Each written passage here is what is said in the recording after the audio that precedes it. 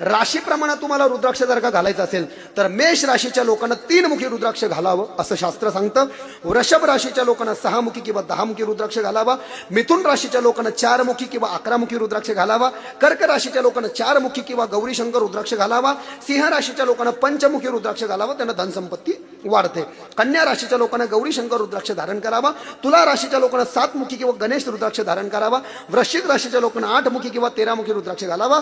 धनु राशीच्या लोकांना 9 मुखी किंवा 1 मुखी रुद्राक्ष घालावा. मकर राशीच्या लोकांना 10 मुखी किंवा 13 मुखी रुद्राक्ष घालावा. कुंभ राशीच्या लोकांना 7 मुखी रुद्राक्ष घालावा आणि मीन राशीच्या लोकांना 1 मुखी रुद्राक्ष धारण करावा. राशीप्रमाणे जर का लागत असेल तर, आणि राशीप्रमाणे नसेल लागत तर 1 मुखी, पंचमुखी आणि 9 मुखी आणि 11 मुखी कंपल्सरी कोणाला बी कधी बी आणि कवा बी चालतो, नियम लागू.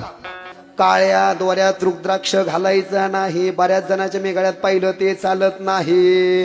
काळा रंग शनीचा आहे गाड्या हो, आणि शनीला गळ्यात नका घालू. काही जण याड्यावानी पायात दोरा बांधू राहिले काळा. अरे शनीला पायात नका बांधू रे बाबा, त्यांना बापाला बी नव्हतं सोडलं स्वतःच्या इचारीचा आमच्या सारख्याला.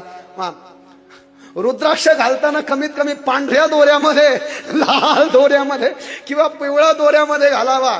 काळी शाल घ्यायला चालेल, पण गळ्यात आणि हातात आणि पायात नका घालू. शनीला चौका लावून टाकील तुमचा. पिवळा, पांढरा, लाल दोरा